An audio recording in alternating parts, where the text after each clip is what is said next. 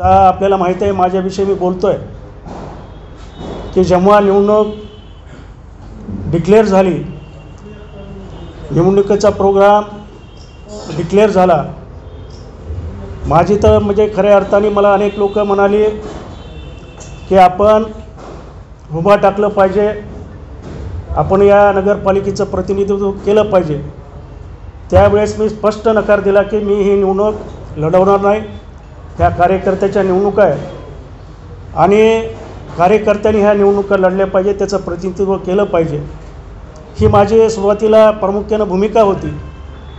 परंतु माझे काही मित्र असतील, काही राजकीय मित्र असतील, त्यांचा आग्रह होता की ही निवडणुकीचं प्रतिनिधित्व आपण केलं पाहिजे। जवळजवळ मला कन्व्हेन्स करायला 8 ते 10 दिवस लागले आणि मग मी माझ्या सर्व कार्यकर्त्यांची बैठक घेतली आणि त्या ठिकाणी बैठकीमध्ये सर्व कार्यकर्त्याला मी अगोदर दिलं की आपण आपल्यापैकी ही नगरपालिकेच्या अध्यक्षपदाची निवडणूक लढवली पाहिजे। परंतु माझ्या कार्यकर्त्यांनी आग्रह केला की आपण ही निवडणूक लढवावी, आपण जर निवडणुकीमध्ये जर उभा टाकला तर निश्चितपणे प्रचंड मताने आपला विजय होईल, अशी कार्यकर्त्यांनी आग्रह केला आणि मी कार्यकर्त्याच्या आग्रहास्तव त्यांचा सन्मान राखण्यासाठी मी सुद्धा विचार केला की आपण ही निवडणूक लढवली पाहिजे। आणि म्हणून तर 14 तारखेपासून म्हणजे 10 तारखेपासून ते 14, 15, 16 तारखेपर्यंत ही प्रक्रिया चालली। मी कुणाच्या दारामध्ये विशेषतः मी तिकीट मागायला गेलेलो नाही आहे। मला विजयसिंह पंडित आमदार, आदरणीय आमदार विजयसिंह पंडित यांनी आग्रह केला की अजितदादाचा निरोप आहे आणि आपण ही निवडणूक लढवली पाहिजे। मी मला थोडासा वेळ द्या, मी विचार करतो। पुन्हा अनेक फोन केले की आपण पुन्हा निरोप आहे की आपल्याला ही ताकदीनं निवडणूक लढवायची आहे, आपण ही ताकदीनं निवडणुकीमध्ये उतरा, आम्ही सर्व सहकार्य करू। आणि मी मला एका मिनिटामध्ये मी आठवले साहेबाला फोन केला, मी भेटायला गेलो आणि काय ठरवायचं या ठिकाणी म्हणजे इच्छा व्यक्त केली की ठीक आहे, सर्वांची इच्छा जर असेल तर मी निश्चितपणे आपल्या निवडणूक लढवण्यासाठी मी तयार आहे।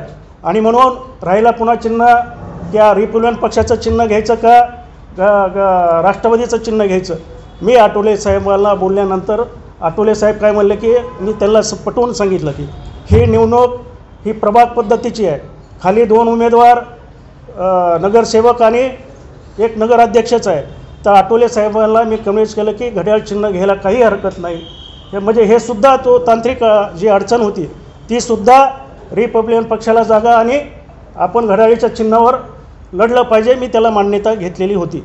परंतु आणि मला माहीत नाही की पेपरमध्ये एवढ्या बातम्या आल्या, माझं तिकीट डिक्लेअर झालं, फिक्स झालं, मी वाचले आल्यानंतर बरंचसं 2-3 दिवस बातम्या चालल्या आणि पुन्हा एका मोठ्या वर्तमानपत्रामध्ये माझं तिकीट डिक्लेअर केलं आणि पुन्हा तिकीट डिक्लेअर केल्यानंतर माझं त्याच्यामध्ये एकच प्रश्न आहे त्यांना की मला ते डावलण्यात पुन्हा आलं, म्हणजे 16 तारखेला 17 तारखेला मला त्या ठिकाणी डावलण्यात आलं। याचा अर्थ असा होतो की माझ्या छबीचा पूर्णपणे, माझ्या प्रतिमेचा पूर्णपणे वापर करून जे त्यांना खाली कॅन्डिडेट्स उपलब्ध करायचे होते ते उपलब्ध करून घेण्याचं काम ते माझ्या छबी आणि प्रतिमेचा त्यांनी उपयोग केला। आणि म्हणून 17 तारखेला मला माझ्या मित्रांनी सांगितलं 11:30 पावणे 12 वाजता की अजितदादांनी काय कुठला कॅन्डिडेट जाहीर केला वगैरे वगैरे वगैरे। माझं कॅन्डिडेट जाहीर करायला आणि माझ्या नाकारण्याला कुठलाही विरोध नाही, मला नाकारण्याला मला काही नाही। राजकारणामध्ये चालतं, कुणाला तिकीट द्यायचं कुणाला नाही द्यायचं हे राजकीय नेते ठरवतात। परंतु ज्या पद्धतीनं डावलण्यात आलं, ज्या पद्धतीनं जे उमेदवारी दिली, माझं या ठिकाणी आजची पत्रकार परिषद घेण्याचा एकच म्हणजे माझं ध्येय आहे की त्यांनी ज्या पद्धतीनं उमेदवारी दिली, म्हणजे शेख मुजीब नावाच्या त्याची बायको आणि बायकोची आई शेख मुजीबच्या सासूला तिकीट देण्याचं काम केलं। म्हणजे याचा अर्थ आहे तुम्ही ओरिजिनल SCला डावलण्याचं काम केलं। एका मुस्लिमने ठेवलेल्या किंवा म्हणा किंवा लग्न केलेल्या महिलेची, आमच्या भगिनीचे लग्न केलं आणि त्याच्या सासूला तिकीट कुणाच्या तरी सांगण्यावरून, कुणाच्या तरी मला तर असं ह्याच्यामध्ये एकही माहिती मला की ह्याच्यामध्ये म्हणजे जे लोकांमध्ये चर्चा चालते की ह्याच्यामध्ये प्रचंड आर्थिक व्यवहारसुद्धा झालेला आहे, ते मी त्याच्याबद्दल काय बोलणार नाही, परंतु असा लोकांमध्ये चर्चा आहे.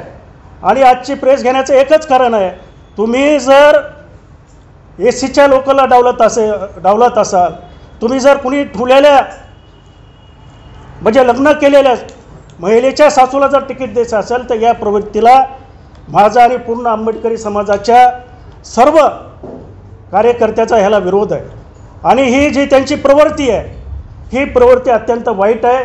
मी त्यांचा जाहीर निषेध करतो की आपण आज सगळ्या पेपरला आपण सगळे पत्रकार बांधव आहेत, तिकीट कुणाला सुटलं पेपरला बातम्या शेख मुजीबला तिकीट सोडण्यात आलेलं आहे, ह्या सर्व अशा बातम्या सगळ्या पेपरला आहेत. आणि म्हणून खऱ्या तुम्ही एसीच्या लोकांना तिकीट दिलेलं नाही, ह्याचा मी प्रथम जाहीर निषेध करतो. आणि याचा परिणाम येणाऱ्या काळामध्ये ज्या निवडणुकी होतील त्या निवडणुकीमध्ये विशेषतः या जिल्ह्यातल्या पंडित घराण्याला ह्याचा निश्चितपणे येणाऱ्या काळामध्ये त्यांना या निवडणुकीसमोर जावं लागेल. आणि आम्ही निश्चितपणे त्यांना निवडणुकीमध्ये येणाऱ्या पुढच्या निवडणुकीमध्ये आम्ही धडा शिकवल्याशिवाय राहणार नाही. राहिली गोष्ट आता आम्ही सर्वजण एकत्र आलेलो, आपल्याला प्रश्न पडलेला आपली भूमिका काय हे आपल्याला प्रश्न पडलेला असेल, परंतु मी सांगू इच्छितो की आम्ही येणाऱ्या काळामध्ये 25 किंवा 26 तारखेला समाजाच्या वतीने बैठक घेईल, जे समाज निर्णय घेईल त्या मी समाजाच्या पाठीशी आहे. मी हे सगळं निर्णय घ्यायचा अधिकार हे सर्व इथं बसलेल्या जे प्रतिनिधी आहेत वेगवेगळ्या पक्षाच्या छोट्या आमच्या ज्या सगळ्या आंबेडकरी चळवळीमध्ये काम करणारे जे प्रतिनिधित्व करतात आणि पूर्ण जे आमच्या समाजामधले प्राध्यापक असतील, बहुजन समाजातले, मी काय म्हणजे बौद्ध समाजातले किंवा 18 पगड जातीच्या जे विचारवंत असतील, जो काय निर्णय घेतील सगळे बसून त्या एक समाज म्हणून मी त्यांच्या पाठीशी राहणार आहे. एकीकडे आपण बघितलं ह्याच्यामध्ये मला एक दुसरं असं कळतं की माझं तिकीट एक पहिलं कारण तर हे झालेलं आहे, दुसरं कारण असं आहे की ह्याच्यामध्ये प्रचंड पैसेवाले लोक घुसलेले आहेत. भूमाफिया, वाळू माफिया, गुटखा माफिया हे सर्वजण या निवडणुकीमध्ये उतरलेले आहेत. आणि त्यांना एकच करायचं आहे की या नगरपालिकेच्या माध्यमातून ज्या बीड शहरातल्या वक्फ बोर्डच्या जमिनी आहेत त्यांना त्या ठिकाणी नगरपालिकेतून PTR त्या ठिकाणी त्यांना काढायचे. आणि मी जर आलो असतो, आपल्याला माहीत आहे, मी जर माझ्या घराघरामध्ये चर्चा होती माझ्या तिकिटाची, मी जर आलो असतो तर स्वतंत्र विचाराचा माणूस म्हणून मी त्या ठिकाणी काम केलं असतं. मी कुणाच्या दबावाला आणि कुणाच्या सांगण्यावरून काम केलं नसतं. आणि म्हणून त्यांना माहीत आहे हे स्वतंत्र विचाराचा माणूस आहे, स्वाभिमानी आहे, कुणाच्याही दारात न जाणारा माणूस आहे. हे सुद्धा कारण या मागचं असू शकतं. ही अशी परिस्थिती आहे. कुणाला या नगरपालिकेच्या माध्यमातून राजेशाही बीड शहरामध्ये आणायची आहे, पण माझ्या बीड शहरातली जनता अत्यंत हुशार आहे, जाणकार आहे. ही राजेशाही नाही आहे बांधवांनो, या ठिकाणी लोकशाही चालते. आणि म्हणून ही राजेशाही आम्ही बीडच्या विशीच्या बाहेर आम्ही फेकल्याशिवाय राहणार नाही असं आपल्या वतीनं सांगतो. दुसरी गोष्ट अशी आहे की या ठिकाणचे पालकमंत्री अजितदादा आहेत, त्यांनी ही निवडणूक आपली काय म्हणजे अस्तित्वाची केलेली आहे. आणि म्हणून आता हे ऐकणार नाहीत, ही सर्व लोक माझ्या विरोधात जाणार आहे. म्हणून मला काल पोलीस प्रशासनाने नोटीस दिलेली आहे. त्याचं कारण काय की तुम्ही सोशल मीडियाच्या माध्यमातून तुमचं मत व्यक्त करतायत, पुन्हा त्याच्यामध्ये तुम्ही धमक्या देत आहेत. आणि दुसरी गोष्ट म्हणजे मजेशीर आहे की तुमच्या ऑफिसला फार प्रचंड गर्दी असते आणि त्याच्यातून वाद निर्माण होण्याची शक्यता आहे. मला सांगा, माझ्या ऑफिसला आज गर्दी असते का? मी जेव्हा असतो त्या ठिकाणी 400-500 लोक मला भेटून जातात. सगळं आपण पण कधी येतात, आपण बघतायत. म्हणजे तुम्हालासुद्धा बोलायला वेळ असते, अशी परिस्थिती कधी निर्माण होते. आणि म्हणून ही चळवळ दडपण्यासाठी, पप्पू कागदेला दडपण्यासाठी ही मला मी नोटीस दाखवतो तुम्हाला.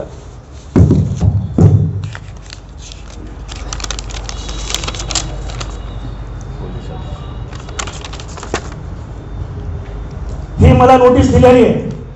मला पोलीस अधीक्षकाला एवढं सांगायचं आहे, गोपनीयाची जर माझी एवढी माहिती असेल तर या ठिकाणी वेश्या व्यवसाय चालतोय, ही उघड माहिती आहे. क्लब, पत्त्याचे क्लब चालतात, मटका चालतो, गुटखा तुमच्याच सहाय्याने चालतो. याच्याकडं आपण कवच साहेब, SP साहेब आपण लक्ष द्या. माझी गोपनीय आणि मला तुम्ही दडपण्याचा प्रयत्न करायचा असेल तर मी अजित पवार, भैयासाहेब पंडित, विजयजी पंडित मी घाबरणारा माणूस नाही.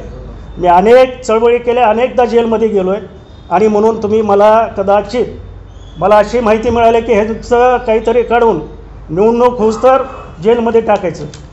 मी आपल्या या नोटिसीला आणि आपल्या जे आपण माझ्यावर प्रेशर टाकतायत, मी तुम्हाला भीक घालत नाही. येणाऱ्या निवडणुकीमध्ये आम्ही आज ठरवलेलं आहे की राष्ट्रवादी घड्याळाचा प्रचार करायचं नाही. आम्ही एकमताने ठरवलेलं आहे, या ठिकाणी ठरवलं आहे. आणि येणाऱ्या सर्व निवडणुकीमध्ये तुम्हाला धडा शिकवू.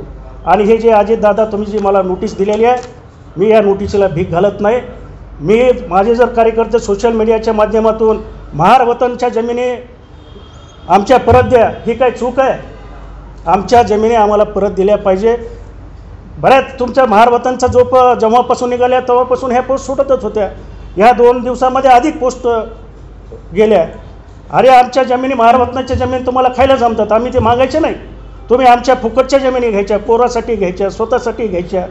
आम्हाला गोरगरीब समाजाला लुटायचं आणि त्या ठिकाणी तुमच्या मोठ्या मोठ्या बिल्डिंगी बांधायच्या त्याच्या नावाखाली. हे आम्ही चालू देणार नाही. येणाऱ्या काळामध्ये आता मी उद्याच मोर्चा लावला असता, परंतु लोक बनले असते. मला तिकीट नाही दिल्यामुळं हे आंदोलन करायला लागलं. परंतु येणाऱ्या काळामध्ये महार वतन जमीन असेल आणि भ्रष्टाचार असेल, याच्यावर निश्चितपणे आम्ही लढाई करू. आणि खऱ्या अर्थानं ही निवडणूक जी आहे ही या ठिकाणी बीड शहरामधला भ्रष्टाचार मुक्त झाला पाहिजे. आणि अनेक पक्षांनी जे कॅन्डिडेट्स आले तर आम्ही बघितलेत, अनेक पक्षांनी या ठिकाणी मोठ्या मोठ्या पक्षांनी आर्थिक व्यवहार केलेला,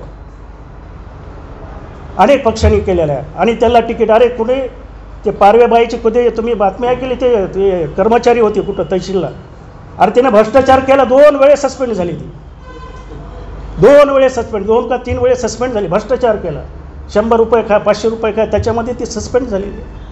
तिनं कुठं एखादा सामाजिक काम केलेलं आहे मला दाखवा.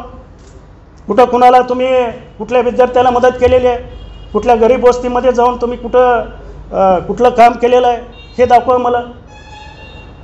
आणि म्हणून हे सर्व हे षडयंत्र रचण्याचं काम, ही आंबेडकर चळवळ दाबण्याचं काम ही इथली प्रस्थापित मंडळी करीत आहे. आणि आम्ही काही घाबरणारी लोक नाहीत. आम्ही सातत्यानं गेल्या अनेक वर्षापासून आम्ही या ठिकाणी रस्त्यावरची चळवळ, गोरगरिबांची चळवळ, जो वंचित आहे, सगळ्यात खालचा घटक आहे, त्याच्यासाठी काम करणारे आम्ही सर्व लोक आहोत. आणि म्हणून आम्ही काय जेलमध्ये गेलो, कुठं गेलो, आम्हाला काही फरक पडणार नाही. आम्ही घरी पण भाकरी खातो आणि जेलमध्ये बी जाऊन भाकरी खाणार आहे. आणि म्हणून त्याच्यामध्ये आम्हाला काही वाटणार नाही. आणि निश्चितपणे मात्र आम्ही तुम्हाला धडा शिकवल्याशिवाय राहणार नाही. धन्यवाद.